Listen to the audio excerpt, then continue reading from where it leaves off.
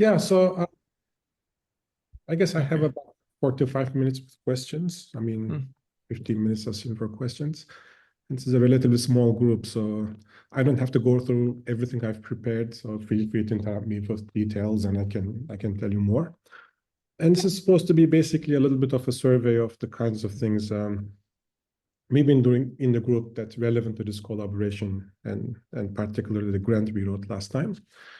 And so I guess the motivating question here relates to scaling. I mean, we live in the era of scaling approach to AI, and this is just a little bit of a text from the GPT-4 technical report, basically saying that a large focus of that project was building a deep learning stack that scales predictably. This was very important because if things were this predictable, they could, fine-tune their hyperparameters at smaller scale with basically saving 1,000 to 10,000 times less compute. And again, if you go to this particular technical report, there's a plot like this, which is basically showing all the smaller models that they have trained to be able to make predictions about the GPT scale sort of training. So, so this is a practical problem, a practical approach that people are taking. So you can ask multiple questions related to this. I mean, some questions we ask in the group are basically, what are the limits of scaling? Suppose we took this curve to, infinity. What do we get out of this? Is this, I don't know, general intelligence or not? And what sets these scaling laws? I mean, again, in this particular curve, I mean, there seems to be a power law fit. Where does this power law come from? What sets this? If we knew this can be beaten? And these are all the questions that we have discussed all together during the stage of discussing our collaboration and group and, grants and so on and so forth. So what we've been doing in this space, this is supposed to be a survey talk. I'll just try to give you a bunch of examples of these. Okay, good. So I'll start with basically limits of scaling. Okay, so how do you address these infinite size networks? Before I start, so if this is a page from my group website. So my group website, there's a resources link, and there's a bunch of lecture notes and blog posts that we've written about the things that we've been doing, and especially these last three covers the stuff that we've been. I will talk about this today. So two blog posts and basically a set of lecture notes. All right, cool. So the idea here is basically thinking about. Can you put the link in the chat? Sure. Yeah, so my group website is. So if you go there, there should be a resources tab. That's where that is. Okay, so I'll start by taking a particular limit, and this is an influential limit that people have been studying lately. It's the limit of taking the width of a neural network to infinity. I'll call this width n. Just from the beginning, I can say, I mean, there are other quantities here that you might think of scaling, like, I don't know, training time, sample size, depth, all these kinds of things might lead to interesting scaling limits. So I'll talk about width, a little bit of depth today, and other things we can discuss what the state of the art in these kinds of things are. And just from the beginning, in this kind of limit, people have identified sort of different kinds of behavior, different kinds of scaling limits. And one famous one is this sort of the kernel limit, the static, lazy, NTK. And the idea there is in this kind of a limit, if you take the limit this way, I'll tell a bit more about this in a second, the networks end up basically not being very interesting, meaning their internal representations don't adapt to data. But of course, this makes it easier to analyze. So, many of us in the audience have written many papers about this kind of stuff. And there's another limit, which is the feature learning limit people identified. Again, this is an infinitely large network limit with limit. In this case, network learns internal representations, but this makes it harder to analyze, but more realistic. Just to give a little bit of background about where such limits might be arising, and then sorry.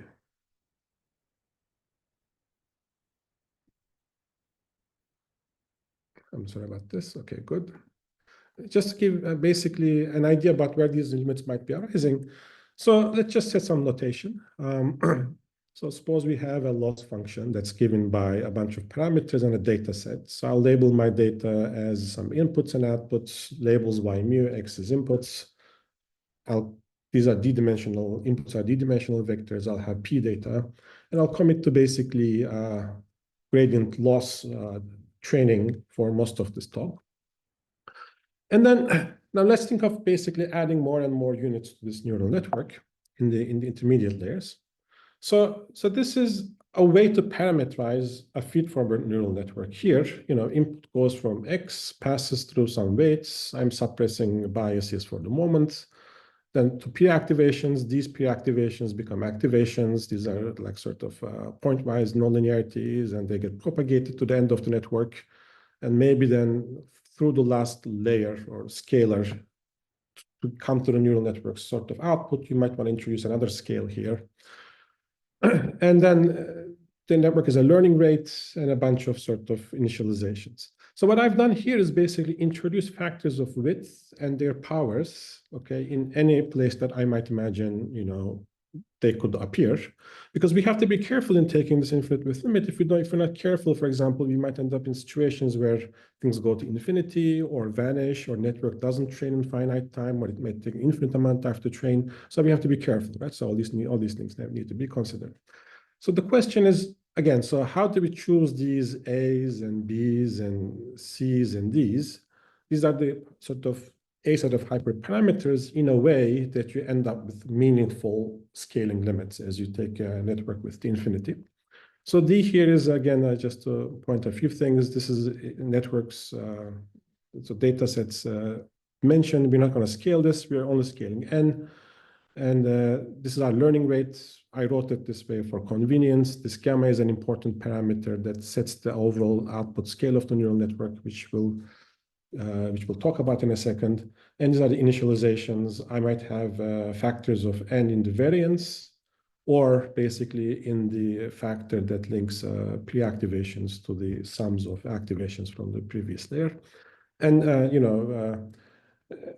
if you're familiar with this literature, so for example, the NTK scaling corresponds to one choice of A, B, and C, and D, and the other one to another one. So let's see where this is coming from. So now we might come up with a bunch of requirements, for example, on these choices of A's and B's and C's and D's. For example, as you're taking width to infinity, you might assume that you want pre-activations, these H's, to be order 1, meaning they don't go to 0 or blow up. It's a reasonable thing.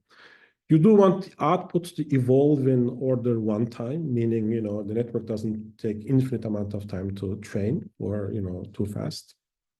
Okay. And then so this third one is basically the one that sort of makes the difference between the NTK laser limit versus the representation learning limit. And this is when you want the features, these H's, the pre-activations, to evolve again on order 1. So if you do some back of the envelope calculations, you can be more or less sort of rigorous about this. So we have our version here. But you end up with a bunch of set of conditions sort of on all these scaling exponents over here, A's and B's and C's and D's. And these are given here, so I'm not going to go into the details of what they mean. But so there's one particular one here that sort of is interesting. So it's this overall scale over here. If you want representation learning, this has to be a particular number 1/2. And any number other than this, less than this, corresponds to the NTK regime, meaning no features will evolve. Just to make another point here, again, this is a survey talk supposed to be. So this doesn't set all the sort of constants exactly. There remains 1 degree of freedom sort of free. And depending on what you choose there, you end up with different versions of the mean field, the mu p, whatever representation learning parameterizations, but they're all supposed to describe the same limit. It's just different ways of choosing, this extra degree of freedom. For example, the famous mu p limit corresponds to trying to have the learning rate not scale with width. But there are other choices. For example, physicist mean field is a different one where you'd have to choose eta scale with n, but you choose something else to be something else. Okay, so long story short, basically here is the a limit that sort of describes infinite with limit of neural networks where there's future learning. And just to summarize all this discussion, what you want to do is basically you want to initialize your weights with a scaling from a Gaussian distribution with a scaling of 1 over root 10 for everywhere in the neural network, except the last layer over here. And at the same where you get like a 1 over n scaling. So this is sort of the mean field scaling idea because things average out here. And then the idea that also you have to sort of scale up your learning rate with a factor n here so that learning is happens in order n and order 1 time. The NTK scaling, just for comparison, would have a root n over here and will not have this n factor over here. So that will be the NTK scaling where nothing, the internal representations don't change and the network becomes a linearized neural network. Okay, so you might ask, you have defined all these different scaling limits, but is are any of these limits like descriptive of what's happening in sort of real neural network? And so the thing I want to argue is basically the following. Okay, so let's do a little experiment. So the experiment is as follows. I'm sorry, I've just lost the Zoom controls. If somebody's asking me a question, I may not be able to hear it. So okay, okay, so I got it back. Cool. All right. So this is basically, a depth 12 ResNet trained on CFAR10 with SGD training across multiple epochs. We initialized this with the NTK sort of scaling sort of prescription that's described in the previous slides. And you train it across multiple epochs, and then you get this. And basically, this is supposed to be a reasonable test loss, and then you can do sort of more training and so on and so forth. Okay, this is a particular width. Now, let's scale this, take this as a baseline and scale it up using the prescription of the NTK or the laser limit training. Okay, so basically, now we're going to present the data exactly in the same order, but we initialize this network with dividing, initializations and learning rates and so on and so forth, the prescription defined by the lazy network training. And this is what you get. Basically, as you increase, like basically the width of this neural network, you actually end up getting worse and worse performance. And please ask me what happens to this limit. I mean, at the end, I can tell a bit about what might this converge to.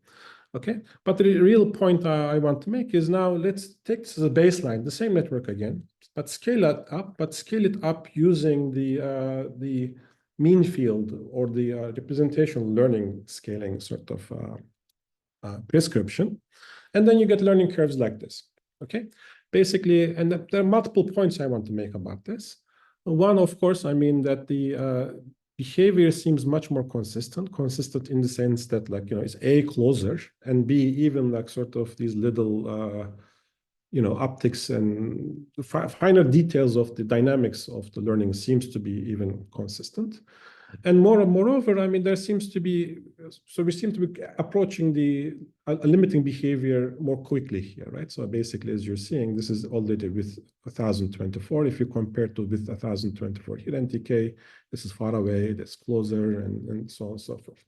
So the distinction I want to make, the point I'm trying to make here is basically, and there's still a gap here, of course, I mean, compared to 64 to 1024 and so on and so forth. But so even like the models that we train on our own, let's say, labs using, an A100 GPU or something to test accuracy, reasonable test accuracy on simple data sets like CFAR10, CFAR, 5M, and so on and so forth, using, this gradient-based learning rules might be actually already very close to the mean field limiting behavior, and there might be a good chance in explaining them, like, using this kind of mean field theories, which I haven't described to you, but I'll describe in a second. But basically, and for more complicated data sets, it turns out that there are some stronger deviations, and there are some open questions there, which we can discuss at the end of the day, at the end of the talk.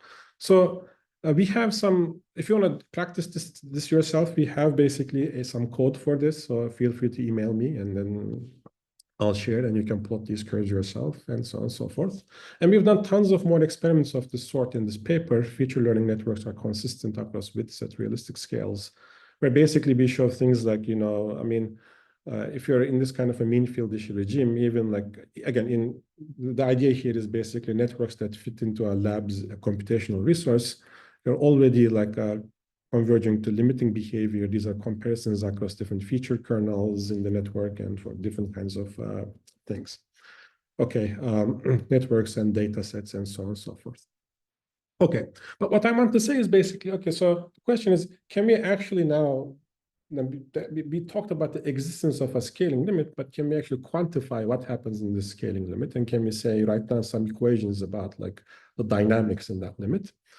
And it turns out you can derive a mean field theory, a so-called mean field theory in these infinite width limits of feature learning neural networks. And then, so there have been two-layer versions of these early in the literature by, of course, these authors. And then there's a deeper version of this using this tensor programs technology of Greg Yang and Hu. So we have a sort of a physicsy path integrally way of getting mean field dynamics. And what I want to say is, there are different approaches, but so let me make the distinction. These are two-layer networks. If you want to go deep, so the Yang and Hu is the deeper version, and these papers are also the deeper versions, and then our sort of match the Yang and Hu prescription whenever they need to match. But there's some extra stuff happening here, so which I can explore in a second. So to be able to see, most easily see what's going to happen in this infinite width kind of a limit, it's great. It's very useful to rewrite sort of gradient flow in so-called feature space. Okay, so what that means is, so it turns out what you need to do is track. This is sufficient to track a neural network's output, okay? So these following quantities, what are these quantities? I'll call them the feature kernels and the gradient kernels. The feature kernels are given by, so this is an object with 1, 2, 3, 4, 5 indices, and I'm talking about MLPs for this slide, okay? So L is just a layer index, T and S are two time indices during gradient training. Mu and nu correspond to two different sort of data points. And these are the activation vectors at those sort of layers and data point and time, and basically dotted with respect to each other, divided by 1 over n, because there are n of n, and these are n-dimensional vectors to average them out. A similar object can be composed by considering gradient, sort of the gradient path of this deep network architecture. So these objects are basically given by the last layer scalar outputs, derivative with respect to an intermediate layer's pre-activation. So this is an n-dimensional sort of object. And I can define these n-dimensional dot products again with the same indices. The scalings of n here are introduced such that these objects in the limit that width goes to infinity concentrate and they become deterministic numbers. They lose their variance with respect to initialization. So they just become like this. This is a proper thermodynamic limit in that sense. And the reason these are important quantities is basically if you were to write down under gradient flow, just by chain rule, a neural network's output and how that output with respect to a particular input mu evolves with respect to gradient flow time, okay, it can be exactly written in terms of these quantities. So once you know these quantities and the equal time sort of version, just the equal time versions of these quantities. So once you know these quantities, you don't have to remember anything about the neural network or weights or anything. You can just plug them here and basically get the full description of the neural network's training time, okay? And by the way, there is no approximation here. This is all just take a gradient flow, rewrite it. I'm just saying, I'm also making the point, extra point, that if you take n goes to infinity, these objects become deterministic, and then, and also there isn't any variance due to initializations. So that's what's happening. Okay. So these are the key objects that you want to track. By the way, this is also the neural tangent kernel over here. It's just another way to write it in terms of these objects. So I'm not going to go into the details of this. It will take me a lot of time to introduce, but basically you can study this infinite width limit using some kind of a path integral formalism. And what you can show that basically the following three things.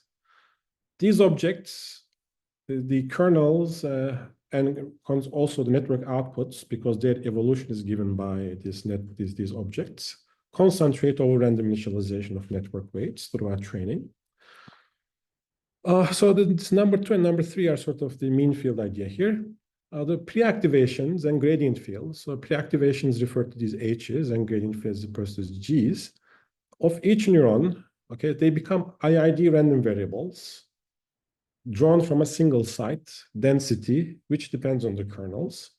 So what happens is this mean field here describes the temporal evolution under gradient descent of the histogram or the probability distribution that defines the distribution of pre-activations in a particular layer. Okay, so each neuron in a particular layer becomes an IID draw from this distribution.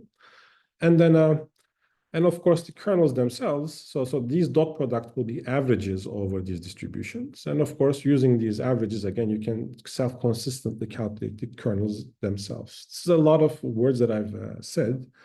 And there's a set of equations which look horrific. I don't have, again, time to go into details, but just to point what's happening here. So H here is now, let's just look at this. H is a pre-activation. It has a layer index and a data index. Notice that it doesn't have a site index, because meaning which neuron in that layer is, because now we're thinking this as a random variable, and the histogram, this random variable's distribution or law describes the histogram of all the pre-activations in a particular layer. And the temporal evolution of the stochastic random variable is given by a non-Markovian and a non-Gaussian stochastic process. Importantly, there's a parameter here, gamma 0, that sets the strength of feature learning. If this goes to 0, we are left with basically these guys over here, which, if you look in the equations, describe again this NTK, so on and so forth limit, and everything on the other side basically describes what happens in feature learning. It's a complicated thing. If you want to simulate something like this, you have to do lots of Monte Carlos and averaging and so on and so forth. And we did it, okay? And then so here is basically a bunch of results. So what's being plotted here is just a network with the depth 4,000 neurons each, a bunch of tensional linearities, a synthetic data set, meaning we generated some random inputs and outputs. I'll comment on the computational complexity of this. There's a reason this is small, because computational complexity of training something like this or simulating something like this is very large. And basically, so what you're seeing here, let's look at the green curve over here. Sorry, which one? Blue curve over here. This is basically training loss. We could have plotted the test loss also, but this is a random data set, so there isn't really much structure. But anyway, and then the dashed line is this DMFT prediction, which we get through this complicated Monte Carlo procedure. And the solid line is solid gradient flow of this neural network. We can do this for a bunch of other learning rules, including like feedback alignment, Hebbian learning, and so on and so forth. These are more considered in the neuroscience literature. And we can get different mean field descriptions, and they all match. So this is an interesting plot. So as I told you, the model captures histograms. So this is that's being shown here. So let's look at, again, this blue curve over here. Which one is? Okay, the solid line is basically, so we look at a particular layer, collect all the pre-activations, and then make histograms out of this. And then, so that pre-activation histogram after training, this is not before training, after training with respect to many, many data points, is given by this blue line.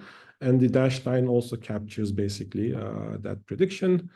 And then also, we can also, these objects that I talked about, the phi's, meaning the feature kernels, again, experiments and DMFT captures it very well. And we can also compare sort of DMFT predictions to other kinds of approximation schemes. For example, NTK, there's some perturbative schemes that people have considered in the literature, some other assumptions. And, you know, DMFT captures the true dynamics, which is given by this black solid line over here, and other approximation schemes don't. Now, to be fair, network here is deep into the learning sort of feature learning regime. So other things are supposed to not work well anyway. But the point is, I mean, this loss dynamics can be captured. Okay, good. So then, Cengiz, there was a question in the chat. These are random data sets, right? So it's a random sets, yeah. Okay, thanks. Yeah. So, I mean, but very good question. Let me comment on so what's happening here. So there's nothing stopping the formalism, applying the formalism to real data sets, in the sense that, like, we haven't done any data averaging or anything, because the data as it stands there as is. So I hope I can show this to you. All right, so it's buried in here, but there's no data averaging or anything. The data stands here as like the phi0 kernel, which will be given by data.products. So it's given to the data. So it's given to the model. And then you might ask, so why aren't you simulating this with respect to ImageNet scale or something like this, which is a very valid question. Now, it turns out the computational complexity of simulating this particular Monte Carlo procedure is much more than actually simulating the neural network. It's only advantageous for a very small, and there's a trade-off between how many gradient steps that you want to simulate and also how much data points that you want to consider. So it's an interesting situation. So we do actually have, I believe, exact expressions for the limiting dynamics, but on the other hand, it turns out it's not computationally very efficient to do. Is the only statistic of the data which matters is phi0 kernel? Yes, that is true, Aditya. That's actually true. That's exactly what comes out of these set of equations. And it's not really that hard to see this, even like if you just, yeah, that is true. Yeah. That's also a big prediction. I mean, certainly something we want to test a bit more with the realistic neural networks. We've done a bunch of tests also. Cengiz, I have a question. Yeah. Can you explain where you made the approximation? I mean, at some point you had some exact expression, and then the approximation has been done. So this is an exact expression. Yeah. Okay, so the approximation, so there's nothing wrong with this, but now we have to calculate the dynamics of these phis and g's and so on and so forth. So that arises in the limit of infinite width, and the link to this mean field theory is exact in that infinite width, basically. And then there is corrections to this that's of order 1 over width that you can calculate, and so on and so forth. Yeah, but yeah. Okay, so I had a question. Sure. Sorry, go ahead, Bassam. I'll just confirm. So these equations were done in some n to infinity limits. N to infinity limits, yeah. So I might even pull up some slides, but yes, Alex, please. Yeah, so you call these order parameters. Yeah. In what sense in what sense? Yeah, like I mean, in the sense of a phase transition? No, it's not corresponding to a phase transition, no. But it's basically what I meant here is it's just some aggregate statistics that are both self-averaged in a way that you might want to track. Yeah, exactly. Okay. And yeah. So that's what I meant by this. But that's a very good question. Thank you very much. Okay. So that's the situation that we are at. So we currently, my student Blake and I are thinking of ways of either making this kind of simulation faster, so which might give us a way of simulating gradient descent dynamics faster, or approximate ways of simulating this mean field theory, which is sort of different than a neural network training. So this is ongoing research. So let's see where that goes. Question again? I don't know. So why, okay, there's a question here. In the form of some similar types of, okay, so I think Blake is answering the questions on chat. Okay, good. So well, what I want to point is that, like, I mean, it's one thing to figure out what happens in the limit, and if you could sort of characterize it, which might give you ways of simulating, you know, very large neural networks in alternative ways than gradient descent on weights, which will be great. So that's something we're considering. there might be benefits of just figuring out that there are different scaling limits, and you approach those scaling limits using, certain kinds of normalizations of your weights, even though the limiting process is hard to simulate. And then I want to illustrate this with another work we did about large depth here. Okay, so this is a work by, again, student Blake, collaborators Lorenzo Mufan and Boris Hanin. And in this particular case, we were considering a bunch of residual networks. So in the most simple case, the idea here is like the next layer's activation is basically has two branches. One comes through the usual branch, and then the second one is basically a direct sort of feeding of the previous layer's activation to the next layer. I mean, these kinds of skip connections were introduced in the beginning to help with the vanishing gradient kind of problems, to allow signal propagation across all network, and sounds like a good idea. So it turns out, I mean, in this kind of a thing, you can define a limit where also the depth goes to infinity, as well as width goes to infinity.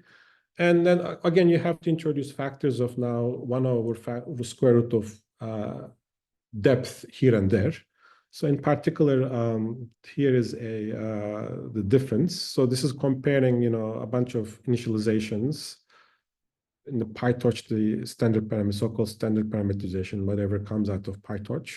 This is what we discussed, and like just a second ago, and this is an update to it. So the update I'm just going to point out is here. What you want to do is basically introduce factors of 1 over square root of L being the total depth of this network, so such that, as you accumulate these signals, nothing blows up, and so on and so forth. So, and you can work out, again, a limiting mean field theory. I'm not going to even write it. It has an interesting sort of structure to it. It includes like some kind of a random walk across depth and so on and so forth. Maybe one aspect of it is like, that might be interesting is, so you might end up introducing sort of a continuous variable tau, which basically sort of measures where you are, what depth you are in the total length hierarchy. And then there is basically some kind of flow across that tau just by going back. If you haven't seen this, I mean, it's a very simple idea. The idea is you interpret this HL plus 1 minus HL is equal to that, whatever is on the right-hand side, as sort of like an Euler step, and in that limit, and that gives you sort of a flow across depths, and then you can have like sort of a continuous flow, which you can integrate. So this is the integrated version of that kind of thing. So, and this is not what I want to talk about. What I want to tell is basically this other idea, which was also sort of pointed out in this GPT excerpt that I've said, about the fact that there exists a particular limiting behavior, and the way you want to get there through scaling, basically motivates the idea of hyperparameter transfer, which is the following idea. Can I, instead of searching for, let's say, the optimal learning rate over a grid for a larger model, or which is many grid sort times the compute of a large model, can I do my grid search over a small model and directly copy or transfer the optimal hyperparameter, because I know how to scale things up, right? So if I increase the model size by 2, I know that I should be multiplying the learning rate by square root of 2 or something, whatever it is whatever the scaling that you're committing to. And this actually works. So this is what I want to show you. So if you commit to this kind of scaling, for example, so let's look at what's happening here. This is a bunch of ResNets, again, trained on CFAR10 for a certain number of epochs. And we're looking at what happens after the test loss after that many epochs for given learning rate, okay? So these are networks of different depth and width. So this is the shallowest and the narrowest model. And this is, I believe, the deepest and the widest model, exactly. I mean, the fact that there is some better performance as you keep scaling up, that's a good one. But the other point I want to make is, the optimal learning rate here is more or less the same optimal learning rate here. So you could certainly do the search here and then just copy it exactly here. Of course, the learning rate here, by learning rate, I mean a version of the learning rate which is scaled or parameterized in a way of that's invariant to scale. So that's why this curve seems to work very well. So I won't belabor this, but we have a version of this that talks about multi-head transformer dynamics. How do you like sort of scale up a number of heads in a transformer and then get consistent limits and so on and so forth. And it's described in this paper. But so just to stop this, finish this kind of section, and I'm already totally out of time. Okay, just to say basically, yeah, so we've been working on the limits of scaling and coming up with infinitely sized descriptions of infinitely sized networks. I mean, in certain cases, you can work these out. However, I mean, they're computationally expensive to simulate, but that doesn't mean that like they're useless. A, we're working on ways of using these infinite width descriptions to come up with alternative training schemes. And B, just the fact that you know how to scale things is helpful for hyperparameter transfer. Now, the second kind of questions that we address in this kind of in our group setting is what sets these scaling laws and why do you get power laws? And then since again I'm out of time, I'll just mention basically like we have a new paper on this, and many in the audience have written versions of these things. So I guess I don't have to go into much detail because people know. And you know there are other people here. For example, this is Matthew Spires, Sam's, sorry, Surya's paper is here, and you know our other papers and some papers of the members of the collaboration. What we've done is basically took a model that basically Yasaman, you know, Alex and collaborators and our group again have built before and made a dynamical version of this, meaning we added like not just scaling with respect to sample size and model width after full training, but also as a function of training. And then you can get a bunch of interesting scaling laws, and you can discuss compute optimality too. So again, if there's questions, I can talk about this. So, but what I'll do is I'll just skip to the final slide and then finish this, and I'll take questions. There are other papers relevant to the collaboration that falls outside this scope of this scaling things I've talked about. Well, related by scaling, I'm just flashing them. This top one is related to Surya's work on in-context learning with memorization and generalization, phase transition and in-context learning. And there's another one related to things. And other people in the collaboration thought a lot about grokking. We have our version here, and again, it's made our collaboration's proposal. And there's some other work here that talks about scaling and normalization using a bunch of other techniques. Okay, so I want to finish by acknowledging my students and collaborators, and then yeah, take questions. I can go into details about other things. Thank you very much.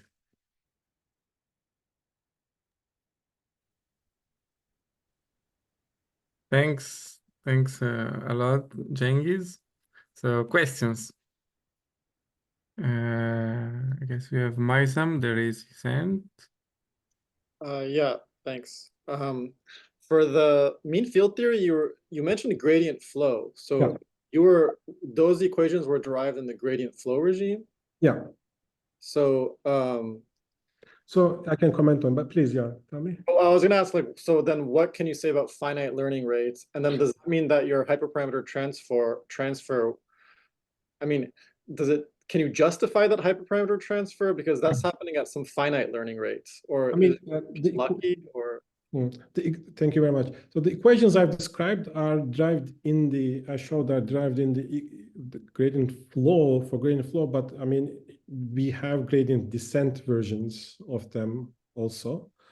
And so that doesn't add much difficulty, that's fine. And like they're in the papers somewhere, just, I mean, they're horrendous as is. If I put other ones are even worse.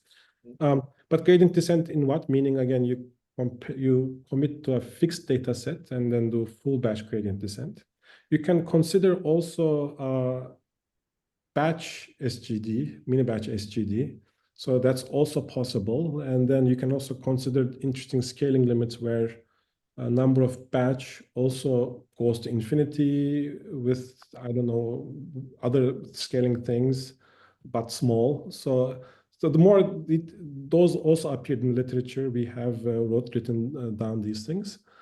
Yeah, so the other versions also exist. They also come with more interesting complications, not complications, but like features. Yeah, so you're right in your question, but they do exist, yeah. Okay. We also have a Jim. Hi, Cengiz. Thanks for the beautiful talk. So I have a quick question. I based on, in part, your lecture notes that you gave that were so nice, I think I finally understood these demands and how, you know, you do this analysis at large N and so forth.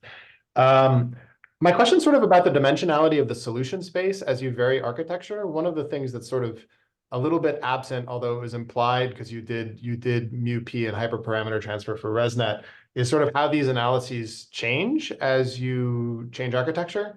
My question is, you know, you can redo the analysis, but sort of the dimensionality of the solution space seems to matter. And in particular, if you have a higher dimensionality, it might allow you to make more demands. Could you comment sort of as you vary architecture, how you envision the story potentially changing? Yeah, I mean, for example, if as you change architecture, yes, true. I mean, for example, I mean, if you're considering, like, let's say, in this ResNet thing, if you're considering infinite depth, then, right, I mean, then there's another sort of consideration that, like, the signal has to propagate from one end to the other without dying or exploding, for example. Right. In this other work about multi-head attention, it turns out there are other sort of considerations. For example, if you're scaling like internal dimensions of the attention module, so if you don't do it carefully, like all the attention at initialization, all the attention modules end up sort of beginning exactly the same, and then therefore, like, basically, you know, depending on how you take the limit, this is a problem because they don't learn a diversity of solutions. Yeah, so certainly, yeah, I mean, there are more demands that come in as you consider more different architectures. That is absolutely true. Very good point. Yeah. Thanks. Okay, we also have a question by Bernd. Yes, hi, thanks for the talk. My question is about scaling laws, which you did not talk very much about. So in many models, there is a scaling law in the data covariance matrix to begin with. Are there any models for scaling laws which do not rely on this input power law, so to speak, but where the scaling arises due to intrinsic dynamics of the model? It is a good question. So yeah, so the papers I flashed and certainly cited, and I believe you know, our collaborators in this collaboration have worked on, all have this kind of assumption. And then now there are other phenomenological-ish, I guess all of them are, models, for example, due to Sanjay Arora and then colleagues, where now I have to remember this one, but so they approach this in a different way, basically. So they formulate the problem, you know, not explicitly in terms of learning dynamics the way we're describing, but basically in a way of learning skills. So basically, you know, there's a task that there's a data set. This is more like a language that requires requires learning many skills, and each of these skills requires, let's say, a certain number of sort of data, and then as you keep learning more and more data, more skills come into, you learn more of these abilities, and that leads to more sort of generalization and so on and so forth. And if you put in the power laws again in the right places, you get some kind of scaling laws. Now there's another one about associative, trying to think about attention or as an associative memory. And then, so, okay, I'm embarrassed to say this, but I believe, was Julia, she's in the call, was she involved in this work? If she was, I don't want to, anyway, maybe she left. Okay. Yeah, I mean, yeah, so those are, so that Sanjay Warora and colleagues have papers that they come up from a different, total different point of view.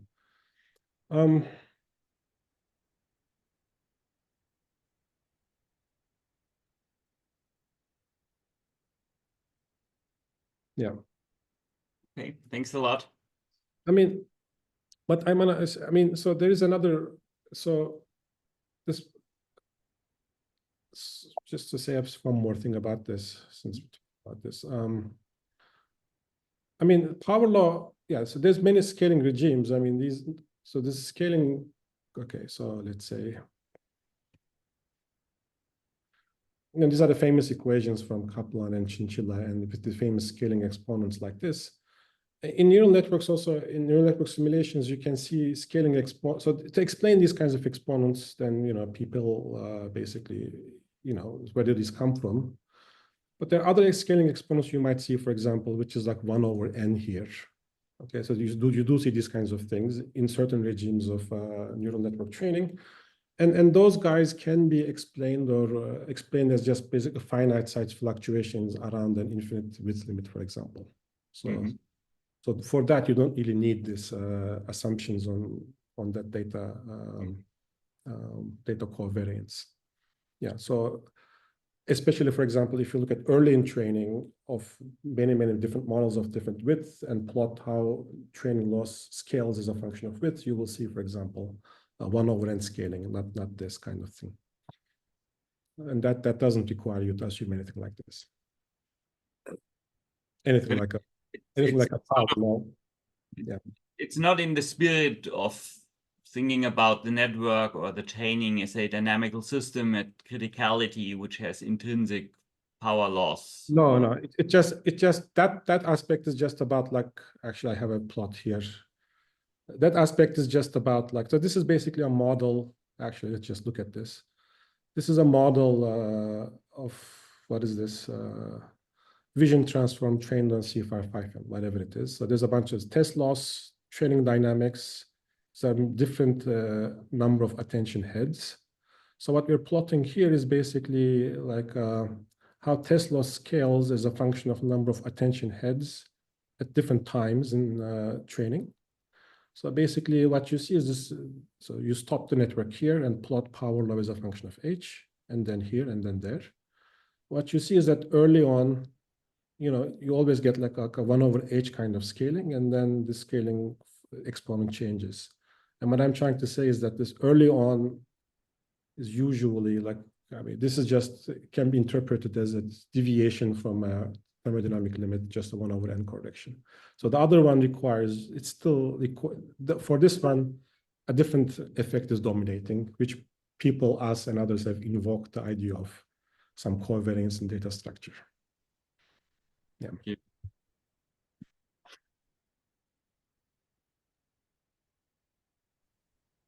Okay.